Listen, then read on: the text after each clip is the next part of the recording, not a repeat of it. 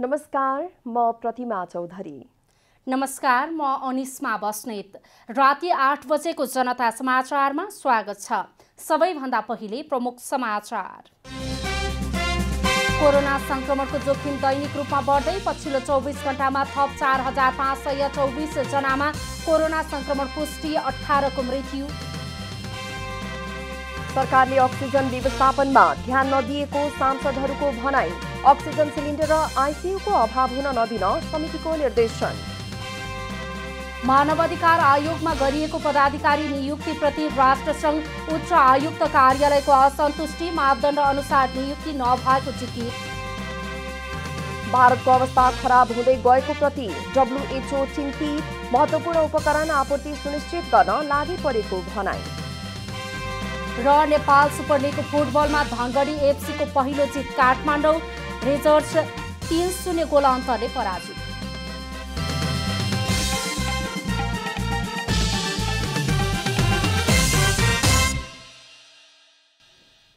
अब पूरा समाचार। पछिल्लो 24 घण्टामा नेपालमा 4500 जना भन्दा बढीमा कोरोना भाइरस संक्रमण पुष्टि भएको छ। स्वास्थ्य तथा जनसङ्ख्या मन्त्रालयका अनुसार PCR र एन्टिजेन दुवै विधिबाट गरिएको परीक्षणमा 4524 जनामा संक्रमणको पुष्टि भएको हो। मन्त्रालयका अनुसार PCR विधिबाट 14672 जनाको परीक्षण गर्दा 4364 जनामा संक्रमण पुष्टि भएको छ भने एन्टिजेन विधिबाट 1009 जनाको परीक्षण गर्दा 160 जनामा संक्रमण पुष्टि भएको हो। यसैगरी मन्त्रालयका अनुसार बितेको 24 घण्टामा थप 18 जनाको कोरोना संक्रमणका कारण मृत्यु भएको छ। यो सँगै देशभरि कोरोना संक्रमितको कुल संख्या 3,07,925 पुगेको छ भने निको हुनेको संख्या 2,78,506 पुगेको छ। यता मृतक संख्या 3,194 पुगेको छ। हाल देशभर सक्रिय संक्रमितको संख्या 26,225 पुगेको छ। सरकारले कोभिड-19 संक्रमित बिरामीको लागि आवश्यक पर्ने अक्सिजन व्यवस्थापनमा ध्यान नदिएको भन्दै सांसदहरूले असन्तुष्टि जनाएका छन्। सांसदहरूले स्वास्थ्यकर्मीहरूको मनोबल बढ्ने गरी काम गर्न पनि सरकारको ध्यानाकर्षण गराएका छन्। प्रतिनिधि सभाको शिक्षा तथा स्वास्थ्य समितिको मंगलबारको बैठकमा उपस्थित सांसदहरूले सरकारले कोभिड बिरामीको उपचारका लागि अक्सिजनको आवश्यकता अपरिहार्य भए पनि त्यसको व्यवस्थापनमा ध्यान नदिएको भन्दै सांसदहरूले असन्तुष्टि जनाएका छन्। नेकपा एमालेका सांसद योगेश कुमार भट्टराईले कोभिड बिरामीको उपचारका लागि अक्सिजनलाई पहिलो प्राथमिकता दिनुपर्ने बताउनुभयो। अहिले थुप्रै अस्पतालहरूमा भएका अक्सिजन प्लान्टहरू बिग्रिएको अवस्थामा रहेको तर सरकारले मर्मत गरी सञ्चालन गर्ने कुरामा ध्यान नदिएको बताउनुभयो। अघिल्लो पटक आइसोलेसनबाट फर्स्ट स्टेप थियो भने अब अक्सिजन चाहिँ एकदम फर्स्ट स्टेप जस्तो भएको छ। त्यसो हुनाले अक्सिजन प्लान्टहरू थप्नै पर्छ। मैले सुनेको एउटा अक्सिजन प्लान्ट बनाउन 60 देखि 70 लाख रुपियाँ लाग्छ। त्यसलाई चाहिँ यहाँहरूले व्यवस्था गर्नै पर्छ। थुप्रै अस्पतालका अक्सिजन प्लान्टहरू चाहिँ बिग्रेको अवस्थामा छन्। त्यसलाई अलिकति इन्जेक्ट गर्यो भने चाहिँ सञ्चालन हुने अवस्थामा छन् भन्ने मैले सुनेको छु। नेपाली कांग्रेसका सांसद मान बहादुर विश्वकर्माले नेपालमा 20 वटा अक्सिजन प्लान्ट कम्पनीहरू रहेको तर मन्त्रालयले एक दिन पनि अक्सिजन आपूर्तिको विषयमा उनीहरूसँग छलफल नगरेको भन्दै असन्तुष्टि जनाउनुभयो। 20 वटा कम्पनीसँग 1 वर्षसम्म मन्त्रालयले एक दिन पनि बसेर कुरा गरेको छैन। दोहोरो चाहिँ तेस्रो लहर आउँछ, यसका विषयमा चाहिँ मन्त्रालयले सुतेर बसेको। नेकपा एमालेका सांसद खगराज अधिकारीले जनशक्ति, औषधि, इक्विपमेन्ट, बेड र अक्सिजन बढाउने कुरामा ध्यान दिन मन्त्रालयलाई आग्रह गर्नुभयो। ट्रिटमेन्टको जिम्मा हामी केन्द्रले लियौँ। अब टेस्टिङको र आवश्यक प्रदेशले त्यसको फर्स्ट फेजको चाहिँ उपचार प्रदेशले गरौँ र ट्रेसिङको जिम्मा हामी स्थानीय सरकारले दिने गरेर यस्ता केही उपायहरू बारेमा हामीले सोचौँ। जनशक्ति, औषधि र इक्विपमेन्टहरू र बेडहरू बढाउने कुराहरू, त्यसमा अक्सिजन, हाई फ्लो अक्सिजनहरू सप्लाई गर्ने, लिक्विड अक्सिजन सप्लाई गर्ने, सिलिन्डरहरू सप्लाई गर्ने जस्ता कुरामा अत्यन्तै ध्यान दिनु पर्यो। नेकपा एमालेकी सांसद जीवनराम श्रेष्ठले कोभिड बिरामीको उपचारका लागि सरकारको तयारीको पक्ष कमजोर रहेको बताउनुभयो। गत वर्ष भन्दा राम्रो तयारी हुनुपर्नेमा त्यसो हुन नसकेको बताउनुभयो। उत्साहसहित काममा संलग्न हुनुपर्ने हो। हिजोको कोभिडको भत्ता दिने भन्ने जुन कुराहरू त्यो चाहिँ प्राप्त हुन नसकेको कुरा उहाँहरूको यथावत रहेको, त्यसले गर्दा स्वास्थ्यकर्मीहरूको मनोबलमा खासै त्यति उत्साहजनक स्थिति नभएको। नेकपा माओवादी केन्द्रकी सांसद अञ्जना विश्वङखेले पहुँच हुने सांसदहरूले आफ्नो क्षेत्रमा स्वास्थ्य सामग्री लगेको गर्ने र पहुँच नहुनेको क्षेत्रमा रहेका अस्पतालहरूमा सामान्य मास्क समेत नजाने अवस्था रहेको गुनासो गर्नुभयो। नगरपालिकामा पनि सामान्य मास्क पनि नजाने, यो चाहिँ एक्सिसको आधारमा हुने यो विधिलाई चाहिँ कहिलेदेखि अन्त गर्ने हो, यो चाहिँ संस्थागत प्रक्रियामा कसरी ढाल्ने हो। सांसदहरूले अस्पतालमा स्वास्थ्यकर्मीको अभाव हुन नदिनका लागि छोटो समयका लागि जनशक्ति नपाए 1 वर्षका लागि भए पनि करारमा लिनुपर्नेमा जोड दिएका छन्। अहिले काम गरिराखेका स्वास्थ्यकर्मीहरूले गत वर्षको पाउनुपर्ने सुविधा समेत नपाएको अवस्थामा उनीहरूको मनोबल बढ्न नसक्ने भएकाले त्यसतर्फ ध्यान दिन पनि मन्त्रालयको ध्यानाकर्षण गराएका छन्। यसैबीच शिक्षा समितिले अस्पतालहरूमा अक्सिजन सिलिन्डर र आइसियुको अभाव हुन नदिन सरकारलाई निर्देशन दिएको छ। आइसोलेसन क्वारेन्टिनको व्यवस्थापन 3वटै तहको सरकारको सक्रियतामा तीव्रतापूर्वक गर्न पनि समितिले निर्देशन दिएको छ। प्रतिनिधि सभाको शिक्षा तथा स्वास्थ्य समितिको मंगलबारको बैठकमा कोभिड-19 को बढ्दो संक्रमणका सम्बन्धमा स्वास्थ्य तथा जनसङ्ख्या मन्त्रालयसँग छलफल भएको थियो। छलफलपछि समितिले अस्पतालहरूमा अक्सिजन र आइसियुको अभावमा बिरामीहरू छटपटिएर मर्ने अवस्था आउन नदिन अक्सिजन सिलिन्डर र आइसियुको व्यवस्था तुरुन्त गर्न मन्त्रालयलाई निर्देशन दिएको हो। यस्तै आइसोलेसन क्वारेन्टिनको व्यवस्थापन 3वटै तहको सरकारको सक्रियतामा तीव्रतापूर्वक गर्न पनि निर्देशन दिएको छ। नेपालगञ्ज, वीरगञ्ज, भैरवा लगायत भारतसँग सीमा जोडिएका शहरहरू र कोभिड-19 बढी प्रभावित ठाउँहरूमा दक्ष स्वास्थ्य कर्मीहरू यथाशक्य चाँडो पठाउन पनि निर्देशन दिएको छ। कोभिड बिरामीहरूको लागि सहज रूपमा एम्बुलेन्स सेवा उपलब्ध गराउन, कोभिड बिरामी कुरुवालाई स्वास्थ्य सुरक्षा सामग्रीको व्यवस्था गर्न, कोभिड बिरामीको उपचारमा खटिएका डाक्टर, नर्स लगायत सबै स्वास्थ्य कर्मीहरूलाई स्वास्थ्य सुरक्षा सामग्री र जोखिम भत्ता तुरुन्त उपलब्ध गराउन पनि समितिले निर्देशन दिएको छ। कोभिड बिरामीहरूको लागि सहज रूपमा एम्बुलेन्स सेवा उपलब्ध गराउनु पर्ने, कोभिड बिरामी कुरुवालाई स्वास्थ्य सुरक्षा सामग्रीको व्यवस्था गर्नुपर्ने, पीसीआर परीक्षण सहज बनाउनुका साथै एसएमएस वा टेलिफोन मार्फत चाँडै नतिजा प्रभावकारी गराउने व्यवस्था मिलाउन, विश्वभर फैलिरहेको नयाँ भेरिएन्ट सहितको कोभिड-19 को संक्रमणको रोकथाम तथा नियन्त्रणका लागि नेपाल सरकारले 2078 वैशाख 6 गते जारी गरेको आदेशको कडाइका साथ कार्यान्वयन गराउन पनि समितिले निर्देशन दिएको छ। आइसोलेसन क्वारेन्टिन अस्पताल र स्वास्थ्य चौकीहरूमा अत्यावश्यक औषधि र स्वास्थ्य सामग्री उपलब्ध गराउने व्यवस्था गर्नुपर्ने, अस्पतालहरूमा मास्क सेनिटाइजरको अति अभाव भएको कारणले सोको तुरुन्त व्यवस्था गर्नुपर्ने, सरकारी र निजी अस्पतालहरूमा कोभिड-19 को उपचारमा लाग्ने दर रेट सम्बन्धी नीति बनाई यथाशीघ्र लागू गर्ने र कारागारहरूमा मानवीय वातावरण सहितको बस्ने स्थिति निर्माण गरी कोरोना र अन्य स्वास्थ्य उपचारको व्यवस्था मिलाउन पनि निर्देशन दिएको छ। सरकारी र निजी अस्पतालहरूमा कोभिड-19 को उपचारमा लाग्ने दर रेट सम्बन्धी नीति बनाई यथाशीघ्र लागू गर्नुपर्ने, कारागारहरूमा मानवीय वातावरण सहितको बस्ने स्थिति निर्माण गरी कोरोना र अन्य स्वास्थ्य उपचारको व्यवस्था मिलाइयोस्। यस्तै 2077 चैत 14 गते समितिले दिएको निर्देशनलाई लागू गर्न पनि मन्त्रालयलाई समितिले निर्देशन दिएको छ। जनशक्ति अभावको पूर्ति गर्न विशेष व्यवस्था गरेर तुरुन्त लागू गर्नुपर्ने, राहत वितरण र स्वास्थ्य सामग्री औषधिको उचित र न्यायोचित रूपमा वितरण गर्न, सीमा नाका लगायतको ठाउँमा हेल्प डेस्क र सूचना डेस्क राखी प्रभावकारी बनाउनु पर्ने, संघ प्रदेश स्थानीय तह र मन्त्रालयसँग समन्वय गर्नुपर्ने, सबै प्रकारका वैकल्पिक उपचार विधिलाई प्रयोग गर्ने सम्बन्धमा पनि समितिले निर्देशन दिएको छ। प्रतिनिधि सभाको महिला तथा सामाजिक समितिले निषेधाज्ञाका क्रममा महिला, बालबालिका तथा ज्येष्ठ नागरिकमाथि हुने हिंसा न्यूनीकरणका लागि समयमै प्रबन्ध मिलाउन सरकारलाई निर्देशन दिएको छ। समितिको मंगलबार बसेको बैठकले निषेधाज्ञाको समयमा महिला, बालबालिका, ज्येष्ठ नागरिक, फरक रूपले सबल तथा लैंगिक अल्पसंख्यकहरूमाथि हुन सक्ने हिंसा नियन्त्रणका लागि पूर्व तयारी गर्न गृह मन्त्रालय, महिला, बालबालिका तथा ज्येष्ठ नागरिक मन्त्रालय र स्वास्थ्य तथा जनसंख्या मन्त्रालयलाई निर्देशन दिएको हो। साथै समितिले लिङ्ग, वर्ग मैत्री क्वारेन्टिनको प्रबन्ध समयमै मिलाउन पनि निर्देशन दिएको छ। विभिन्न क्षेत्रमा गरिएका निषेधाज्ञा एवं बन्दाबन्दीको क्रममा विगतको अनुभवबाट शिक्षा ग्रहण गर्दै महिला बालबालिका ज्येष्ठ नागरिक फरक रूपले सबल एवं लैङ्गिक अल्पसंख्यकहरूमाथि हुन सक्ने हिंसा न्यूनीकरण नियन्त्रणमा पूर्व तयारी गर्न उल्लेखित लिङ्ग वर्ग मैत्री क्वारेन्टाइनको प्रबन्ध समयमा नै मिलाउन तथा आगामी दिनमा देखिन सक्ने चुनौतीहरूलाई पूर्व आकलन गरी कार्य सम्पादन गर्न गराउन समिति नेपाल सरकार गृह मन्त्रालय महिला बालबालिका तथा ज्येष्ठ नागरिक मन्त्रालय र स्वास्थ्य तथा जनसङ्ख्या मन्त्रालयलाई निर्देशन गर्दछ। बैठकमा समिति सदस्य ध्रुव कुमार शाहीको संयोजकत्वमा कर्णाली प्रदेशका विभिन्न जिल्लामा महिला बालबालिका ज्येष्ठ नागरिक पिछडिएको वर्ग र अपाङ्गता सम्बन्धी विद्यमान अवस्था र सम्बन्धित कानूनको कार्यान्वयनको अवस्थाको सम्बन्धमा गरेको स्थलगत अध्ययनमाथि पनि छलफल भएको थियो। अध्ययन भ्रमणको विस्तृत प्रतिवेदन समितिको आगामी बैठकमा प्रस्तुत गरिने निर्णय पनि भएको छ।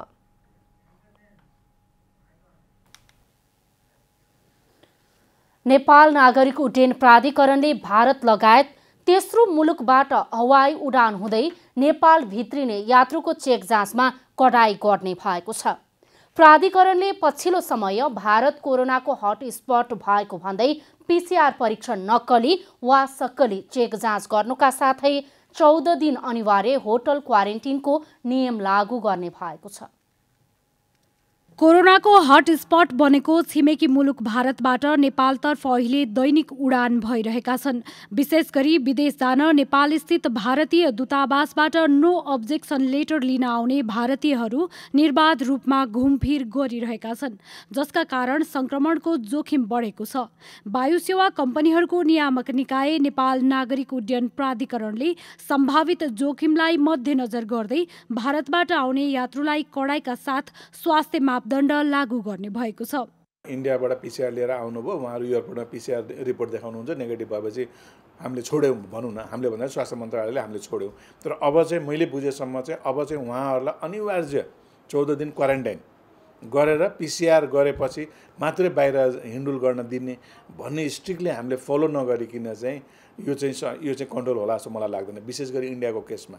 प्राधिकरणले लकडाउनका कारण आन्तरिक तथा बाह्य हवाई उडान नरोकिने स्पष्ट पार्दै बरु कोरोना रोकथामका लागि अपनाइने सतर्कताका कारण उडान संख्या घट्ने संकेत गरेको छ। त्यस्तै अन्तर्राष्ट्रिय उडान हुँदै नेपाल भित्रिने यात्रुहरूमा अनिवार्य पीसीआर परीक्षणको व्यवस्था भए पनि आन्तरिक उडानमा यात्रुकै सहजताका लागि पीसीआर चेक जाँच नगरिएको प्राधिकरणको भनाइ छ। डोमेस्टिकमा पीसीआर इभेन इन्डियामा पनि छैन।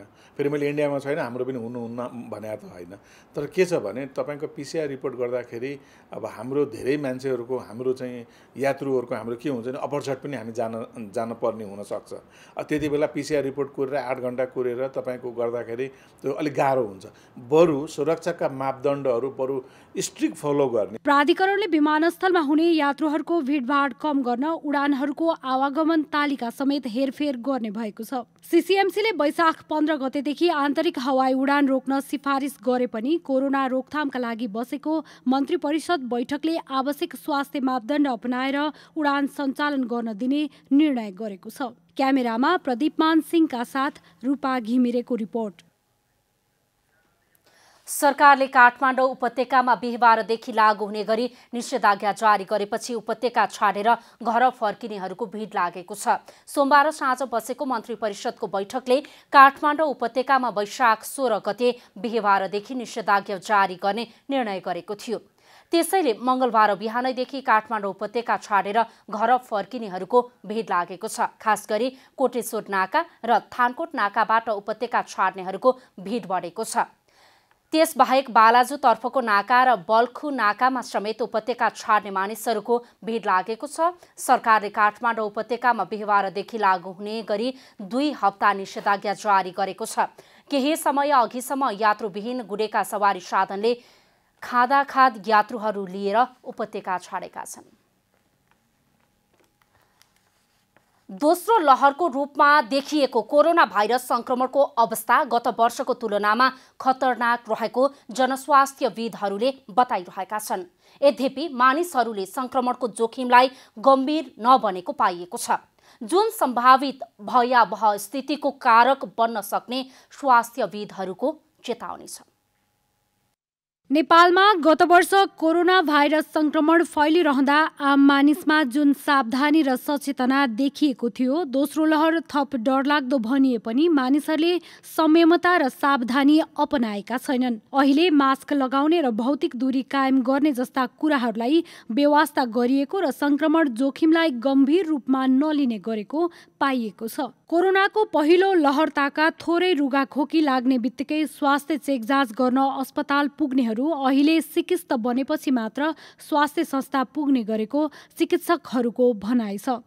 यसपालि मान्छेहरूले चाहिँ अलिकति false sense of security feel गरे कि भनेर जस्तो चाहिँ मलाई लाग्छ। सुरुमा हामीलाई यो नयाँ रोग भएको हुनाले रोग लाग्यो भने के भइहाल्छ भनेर मान्छे सतर्क पनि भए, सबै एडभाइसेसहरू पनि माने मान्छेहरूले, होइन। अब यसपालि चाहिँ के भयो भन्दाखेरि अब कतिजना सङ्क्रमित भइसकेका थिए, भएर पनि निको पनि भइसकेको अवस्था, भइहाल्यो पनि केही पनि हुँदैन कि भन्ने एक किसिमको त्यो सेक्युरिटी, सेन्स अफ सेक्युरिटी, त्यसले पनि मान्छेहरूलाई अलिक बढी नै नेग्लिजेन्ट बनायो कि। पछिल्लो समय खोपको उपलब्धता र अघिल्लो लहर अनुभव गरेको भन्दै स्वास्थ्य सावधानी नअपनाउने प्रवृत्ति बढेको देखिएको छ। चिकित्सकहरूले खोप लगाएकाहरू पनि 100% सुरक्षित नहुने र कतिपयमा कोरोना देखिएको कारण लापरवाही र व्यवस्था नगर्न सजग गराएका छन्। तर अहिले मानिसहरूले चाहिँ यसलाई अझै पनि खेलाची हो, यसलाई चाहिँ खेलाचीको रूपमा लिइराखेको छ। हुन त खोप पनि आइसकेको छ, कतिपयले खोप लगाइसकेपछि अब कोरोना नै हुन्न भन्ने सोचिराखेको छ। वास्तवमा त्यसो होइन। अहिले जुन हामीले खोप लगाएर चाहिँ यसले भनेको केही प्रतिशत मात्रले बच्नको लागि सहयोग गर्ने, होइन, 100% गर्दैन। यसबाट चाहिँ हामीले पुरा जुन हामीले अप्टिमल प्रोटेक्सनको लागि जनस्वास्थ्यका मापदण्डहरूलाई चाहिँ पालना गर्नुपर्छ। अनावश्यक भिडभाडमा जानु हुँदैन। अहिले विवाह भोजको कार्यक्रम चाहिँ त्यस्तो कार्यक्रममा सहभागी हुनुहुन्न। विश्वव्यापी महामारी बनेको कोरोना भाइरसबाट नागरिकलाई जोगाउन जनस्वास्थ्यका मापदण्डको पालनाबारे विश्वका हरेक देशले अनुगमन गरेका छन्। तर नेपालमा भने कुनै पनि अनुगमन हुने नगरेको कारण जोखिम बढेको विज्ञहरूको भनाइ छ। क्यामेरामा साजन थापाका साथ रूपा घिमिरेको रिपोर्ट। सार्वजनिक सवारी साधन सञ्चालनमा रोक लगाउने सरकारको निर्णयप्रति यातायात व्यवसायीहरूले असन्तुष्टि व्यक्त गरेका छन्। सरकारले काठमाडौँ उपत्यकामा वैशाख 16 गतेदेखि सार्वजनिक यातायात सञ्चालनमा रोक लगाएको छ, तर आन्तरिक हवाई उडान तत्काल नरोक्ने निर्णय गरेको छ। यस्तो निर्णय विभेदपूर्ण रहेको भन्दै यातायात व्यवसायीहरूले असन्तुष्टि जनाएका हुन्। कोरोना संक्रमणको अवस्था भयावह छ भन्ने अत्यावश्यक बाहेकका सबै प्रकारका यातायातका साधन रोक्नुपर्ने व्यवसायीको माग छ। सरकारले यातायात सञ्चालनमा रोक लगाउँदा विभेदपूर्ण निर्णय गरेको भन्दै सरकारी निर्णयलाई पुनर्विचार गर्न व्यवसायीहरूले माग गरेका छन्। सबै क्षेत्रलाई चाहिँ अत्यावश्यक भन्दा अत्यावश्यक, नामको अत्यावश्यक होइन, साँच्चीकै अत्यावश्यक परिस्थितिका सवारीहरूलाई चाहिँ चल्न दिने वातावरण गराउँ। अरू सबैलाई चाहिँ रोकेर एकचोटि चाहिँ सबै गर्नुपर्छ, होइन भने यहाँ त अहिले देख्दाखेरि उड्नेलाई र गुड्नेलाई ठ्याक्कै विभेद गरिएको छ, होइन।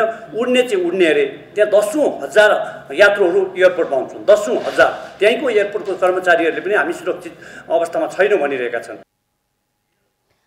आन्तरिक उडान र सार्वजनिक यातायातलाई विभेद गरिए यातायात सञ्चालनमा रोक लगाउने सरकारको निर्णयको स्वतःस्फूर्त अवज्ञा हुने बताइएको छ। रातो प्लेट र हवाई जहाजबाट चाहिँ माथि आकाशबाट उठ्नेमा चाहिँ कोरोना नहुने, यो कस्तो खालको विश्लेषण हो, यो कस्तो खालको निर्णय हो? यो विभेद भएको छ। यो विभेदको चाहिँ पुनर्विचार गरियोस्। फेरि पनि म सम्माननीय प्रधानमन्त्री बालुवा ठाकरेलाई म विशेष आग्रह गर्न चाहन्छु।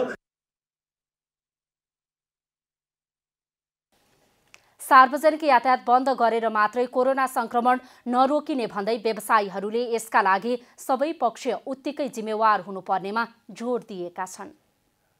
कोरोना भाइरस विरुद्धको चिनिया खोप भेरुसेल सर्वसाधारणको पहुँचमा पुग्न थालेको छ। यद्यपि सम्पूर्ण नागरिकले खोप लगाउन पाउने गरी खोप कार्यक्रम निरन्तर चलिरहने हो वा होइन भने अन्योलता भने सर्वसाधारणमा छ। स्वास्थ्य मन्त्रालयले विभिन्न जिल्ला अन्तर्गतका जनस्वास्थ्यका निकायबाट आम सर्वसाधारणले समेत खोप पाउने गरी प्रबन्ध मिलाइरहेको जनाएको छ। जसअनुसार ललितपुर महानगरपालिकाले पनि मङ्गलबारबाट आम नागरिकका लागि कोरोना भाइरस विरुद्धको भेरोसिल खोप लगाउने प्रबन्ध मिलाएको छ। नेपाल सरकारले वरालाई भनेर अहिले दिएको छैन। नेपाल सरकारको जिल्ला जनस्वास्थ्यकोबाट यो ललितपुर महानगरपालिकामा 3वटा ठाउँमा राखेको छ। त्यसमध्ये निदान, अल्का 2 र मेडिसिटीमा राखेको छ। यो तिनटालाई ललितपुर महानगरपालिकाले फोकस गरेर राखेको छ। यो भनेको ललितपुर महानगरवासी सबैले यो कोभिडको भ्याक्सिन पाओस् भन्नेमा राखेको छ। ललितपुर महानगरपालिकाले आम सर्वसाधारणको पहुँचमा सजगता हुने गरी महानगरभित्रका 3 ठाउँमा खोप लगाउने व्यवस्था मिलाएको जनाएको छ। तोसँगै पहिले आउनेले खोप लगाउने गरी सर्वसाधारणका लागि मङ्गलबारबाट खोप लगाउने कार्य अघि बढिरहेको हो। स्वास्थ्य मन्त्रालयबाट हिजो हामीलाई खबर आएपछि हामीले हिजो नै व्यवस्था गरेर आज र भोलिको लागि 2 दिनको लागि चाहिँ खोप लगाउँदैछौँ। 2 दिनमा अब आजको हाम्रो एस्टिमेट भनेको चाहिँ नि 1200 प्लस माइनस 200 गरेर 1000 देखि 1200 जनालाई लगाउँदैछौँ। अहिले बिहान 10 बजेदेखि सुरु गरेर बेलुका 4 बजेसम्मको समय तोकेका छौँ। कथम कथाजी त्यति बेलासम्ममा 1200 लगाउन सकिएन भने हामीले आधी घन्टा 1 घन्टा अर्को थपेर भए पनि कम्तीमा 11-1200 जनालाई लगाएर सिद्ध्याउँछौँ। आज कुपन सिस्टम छैन, यो फर्स्ट कम फर्स्ट सर्भिस गरेर गरेका छौँ। उहाँहरू लाइनमा बिहानदेखि नै बस्नु भएको छ। एकचोटिमा हामीले यहाँनिर अब हामीले 4वटा स्टेसन बनाएको छौँ लगाइदिनको लागि। लकडाउनको त्रास र त्यसपछि आउन सक्ने अन्यलताका कारण खोप लगाउने सर्वसाधारणको चाप बढ्न थालेको र त्यसको व्यवस्थापनमा सकस पर्ने गरेको खोप कार्यक्रमका व्यवस्थापकहरू बताउँछन्। व्यवस्थित गर्दा अलिक कठिनाइ नै छ। अब मान्छेहरू बुझ्नुहुन्न, अब अघि आउँ पछि हट्नु भन्ने मान्छे भिडभाड बढी छ। त्यसले गर्दा अब यो कठिनलाई पनि सजिलो सम्झेर हामी हिँडेर आफ्नो कार्यमा व्यस्तै छौँ। महानगरपालिकाले आम सर्वसाधारणलाई केही डोज खोप सीमित दिनभित्र लगाइसक्ने बताइरहँदा खोप लगाउन इच्छुक सर्वसाधारणको चाप बढ्न थाल्नाले सबै नागरिकले समयमै खोप लगाउन पाउने हो या होइन त्यो भने अन्यलपूर्ण छ। क्यामेरामा शैलेन्द्र गोविन्द अमात्यका साथ विकास पौडेल, ललितपुर।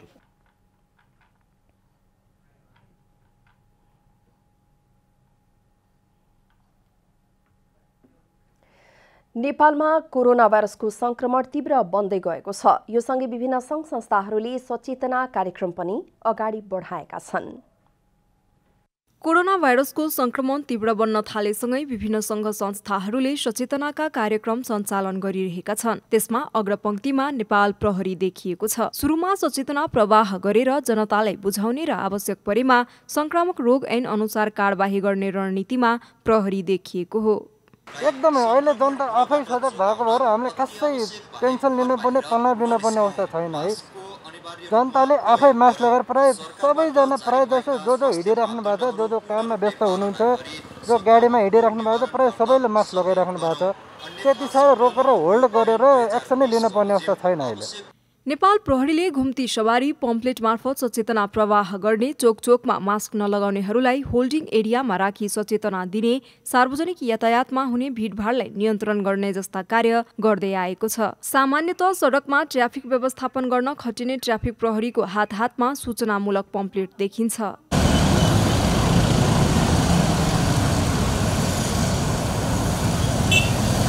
प्राय सर्वसाधारणहरू आफै सचेत हुने गरेकाले प्रहरीले यसपालि सचेतना दिन बनाएको होल्डिङ एरियामा कमै मानिसलाई सम्झाउनु परेको जनाएको छ। सर्वसाधारणहरू आफै सचेत देखिएका छन्।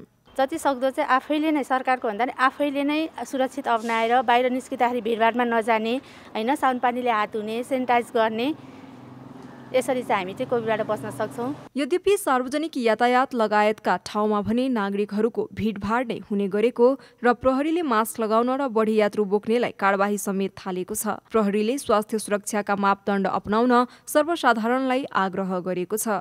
क्यामेरामा शैलेन्द्र गोविन्द अमात्य र साजन थापाका साथ विकास पौडेलको रिपोर्ट।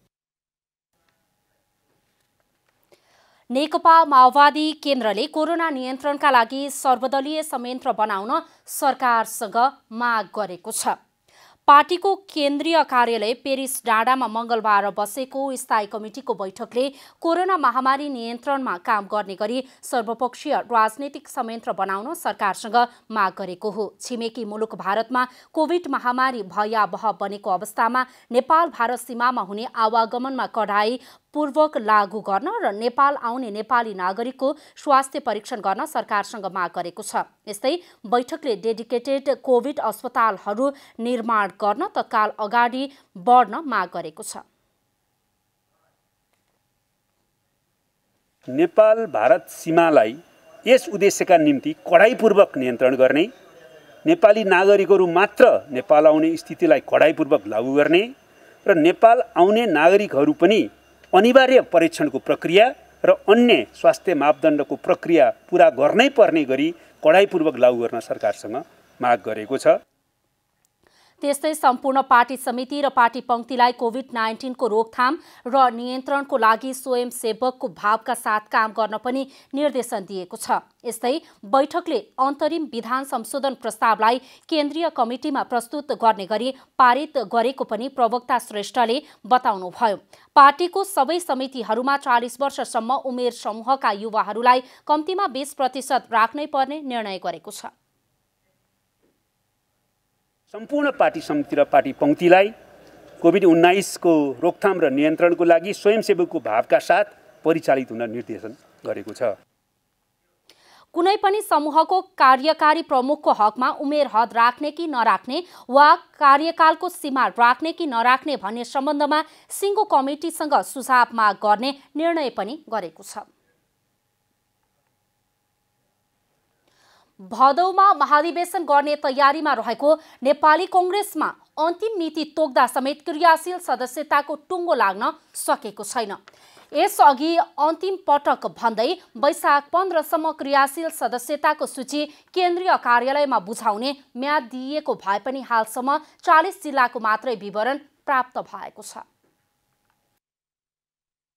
नेपाली कांग्रेसको आसन्न 14औं महाधिवेशनका लागि महत्वपूर्ण मानिने क्रियाशील सदस्यताको टुङ्गो गत वर्ष नै लगाउनु पर्ने भए तापनि कोरोना महामारीका कारण वितरण नै हुन सकेन। 1 वर्ष पुग्दा समेत क्रियाशील सदस्यताको टुङ्गो लगाउन नसकेको कांग्रेसले अन्तिम पटक वैशाख 15 गतेसम्मको म्याद तोकेको भए तापनि हालसम्म जम्मा 40 जिल्लाको मात्रै क्रियाशील सदस्यताको विवरण केन्द्रीय कार्यालयमा आइपुगेको छ। यसअघि नै क्रियाशील सदस्य संख्या 10 लाख पुर्याउने घोषणा गरिसके पनि बुझाउने मिति सकिन लाग्दा 6,62,227 जना सदस्यको सूची मात्रै प्राप्त भएको नेपाली कांग्रेसले जनाएको छ। कांग्रेस केन्द्रीय कार्यालयका मुख्य सचिव कृष्ण प्रसाद पौडेलका अनुसार अहिलेसम्म 3,23,020 जना नयाँ क्रियाशील सदस्यको सूची केन्द्रमा आइपुगेको छ। केन्द्रीय कार्यालयमा स्वीकृत नवीकरण भएका क्रियाशील सदस्यहरूको संख्या 3,39,207 रहेको छ। यस्तो अवस्थामा जति समय घर्किरहेको छ उति नै कांग्रेसको विवाद पनि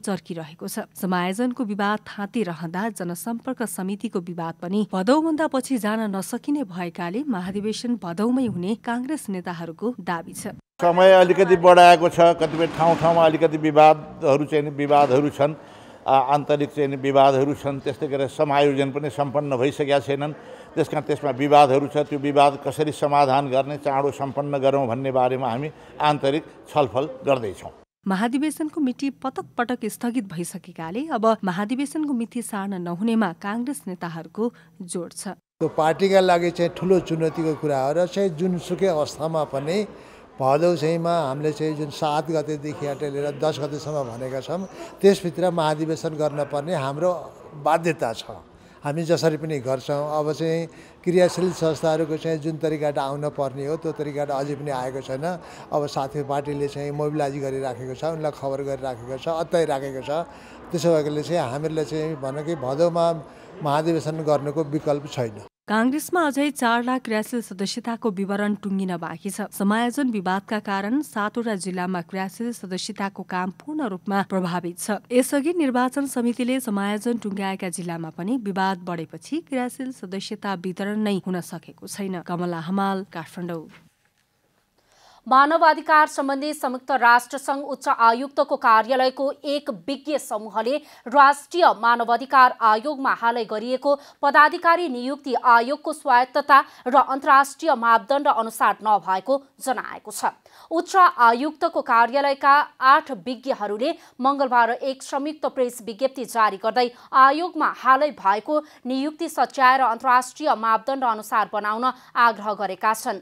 कार्यालयले आयोगको नियुक्ति प्रक्रिया अन्तर्राष्ट्रिय मापदण्ड अनुसार नभएकोमा भन्दै यस्ता नियुक्तिले आयोगको स्वायत्तता, निष्ठा र वैधानिकतालाई अवमूल्यन गरेको जनाएको छ। यस्तै आयोगमा भएको नियुक्ति नेपालको संविधान र कानून अनुसार समेत नभएकाले मान्यता दिन नसक्ने भन्दै सच्याउन विज्ञ समूहको टोलीले आग्रह गरेको हो। सरकारले संवैधानिक आयोग सम्बन्धी अध्यादेश ल्याई संवैधानिक परिषदका 3 जना सदस्यको उपस्थितिमा बैठक गरी मानवाधिकार आयोग लगायत विभिन्न संवैधानिक निकायमा नियुक्ति सिफारिस गरेको थियो।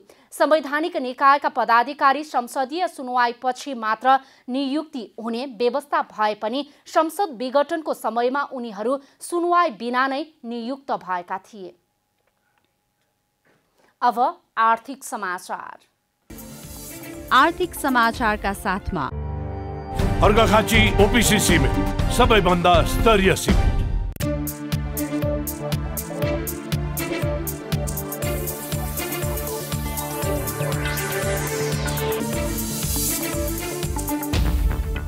निषेधाज्ञाको समयमा पनि विकास निर्माणका काम नरोकिने भएका छन्। सरकारले काठमाडौँ उपत्यकामा 15 दिनको निषेधाज्ञा जारी गरे पनि विकास निर्माणका कार्यलाई निरन्तरता दिने जनाएको हो। निषेधाज्ञाको समयमा विकास निर्माणका काम गर्नको लागि जिल्ला प्रशासन कार्यालयबाट पास लिने व्यवस्था गरिएको छ। काठमाडौँ जिल्ला प्रशासन कार्यालयले जारी गरेको सूचनामा विकास निर्माणमा प्रयोग हुने जनशक्ति र सामग्री ढुवानीका साधनको हकमा सम्बन्धित आयोजना वा कार्यालय प्रमुखको सिफारिसको आधारमा पास लिन सकिने उल्लेख रहेको छ। प्रमुख जिल्ला अधिकारीले जारी गरेको सवारी पास लिएर मात्रै निर्माण कार्य सञ्चालन गर्न सकिने जिल्ला प्रशासन कार्यालय काठमाडौँले जनाएको छ। नेपाललाई ट्रान्जिट बनाएर तेस्रो मुलुक जान रोक लगाइएको छ। अध्यागमन विभागले विज्ञप्ति जारी गर्दै वैशाख 15 गते बुधबार मध्यरातिदेखि ट्रान्जिट बनाएर तेस्रो मुलुक जान नपाइने जनाएको हो। विभागले कोरोनाको नयाँ लहर आएसँगै जोखिमलाई मध्यनजरमा राख्दै यो निर्णय गरेको जनाएको छ। नेपाललाई अन्तिम गन्तव्य बनाएर आउने र विदेश जानेहरूका लागि साबिक बमोजिम नै नियमित रहने विभागले जनाएको छ। मंगलबार सुनको मूल्य तोलामा 100 रुपैयाँले घटेको छ। बजारमा छापावाला सुन प्रति तोला 91,200 रुपैयाँमा कारोबार भएको नेपाल सुन चाँदी व्यवसायी महासंघले जनाएको छ। सोमबार छापावाला सुन प्रति तोला 91,300 रुपैयाँ रहेको थियो। मंगलबार तेजाबी सुन प्रति तोला 90,700 रुपैयाँमा कारोबार भएको छ। चाँदीको मूल्य तोलामा 5 रुपैयाँले बढेर प्रति तोला 1,315 रुपैयाँमा कारोबार भएको महासंघले जनाएको छ। अन्तर्राष्ट्रिय बजारमा सुन प्रति औँस $1,780 हाराहारीमा कारोबार भइरहेको छ। साताको पहिलो 2 कारोबार दिन उच्च अङ्कले घटेको शेयर बजार परिसूचक नेप्सेमा मंगलबार उच्च अङ्कको सुधार आएको छ। मंगलबार नेप्से 92.46 अङ्कले बढेर 2579.07 अङ्कमा पुगेको छ। बजारमा क वर्गका परिसूचकको मापन गर्ने सेन्सिटिभ इन्डेक्स 14.48 अङ्कले बढेको छ। मंगलबार बजारमा सबै समूहको परिसूचकमा सुधार आएको छ। बजारमा 216 कम्पनीका 1,02,02,219 किता शेयर 63,558 पटक खरिद बिक्री हुँदा 5 अर्ब 10 करोड रुपैयाँ बराबरको कारोबार भएको छ।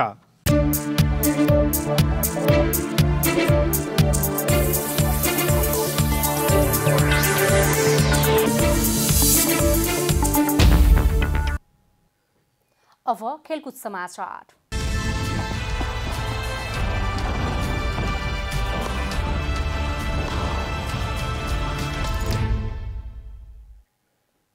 धनगढी एफसीले पहिलो संस्करणको नेपाल सुपर लिग फुटबलमा पहिलो जित निकालेको छ।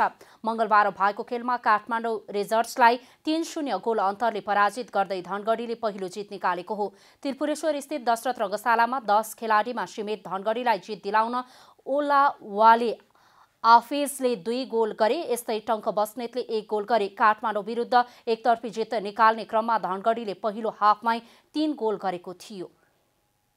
अब मौसम समाचार।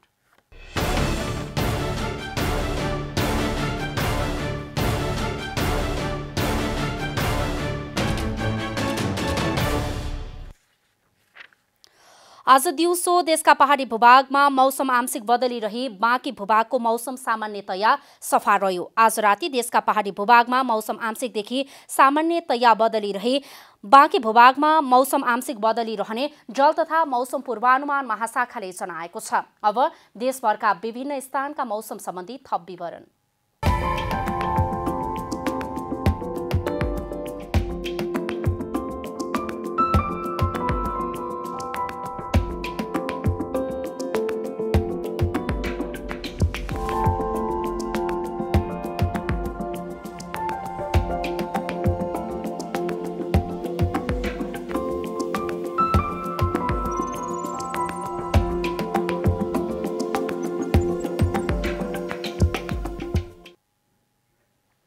अन्त्यमा आजको डायरी।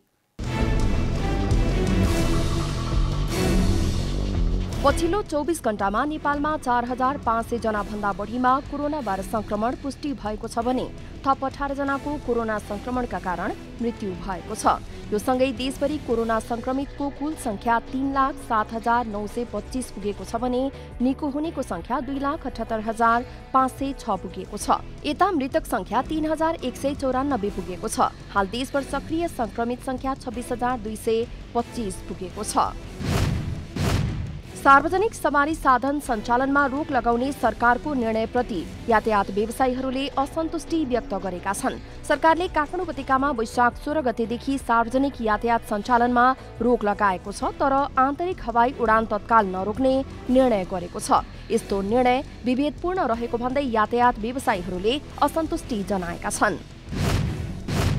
राष्ट्रिय सभा सदस्यमा रिक्त एक सीटका लागि जेठ 6 गते हुने उपनिर्वाचनमा 1,61,30,000 रुपैयाँ खर्च हुने अनुमान गरिएको छ। नेकपा माओवादी केन्द्रले राष्ट्रिय सभा सदस्य पदबाट रामबहादुर थापालाई कारबाही गरेपछि रिक्त रहेको एक सीटमा उपनिर्वाचन हुन लागेको हो।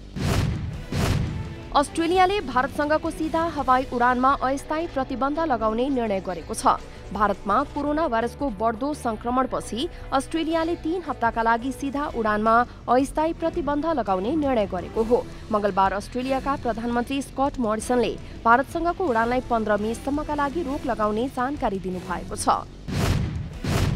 धनगढी एफसीले पहिलो संस्करणको नेपाल सुपर लिग फुटबलमा पहिलो जित निकालेको छ।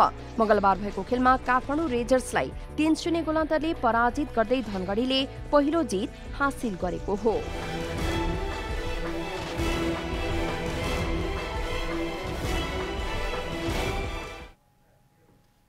जनता समाचार अहिलेलाई यति नै। जनताद्वारा जनताका लागि प्रसारित जनता टेलिभिजनका कार्यक्रमहरू युट्युब, ट्विटर, फेसबुक र हाम्रो वेबसाइट जनतासमाचार.com मा पनि पढ्न र हेर्न सक्नुहुनेछ। सूचनामा तपाईको सहभागिता, समयमा समाचार हाम्रो प्रतिबद्धता। कोरोना भाइरसको संक्रमणबाट बस्न नियमित रूपमा साबुन पानीले मिचिमिची हात धौँ, भिडभाडबाट टाढै रहौं। नमस्कार।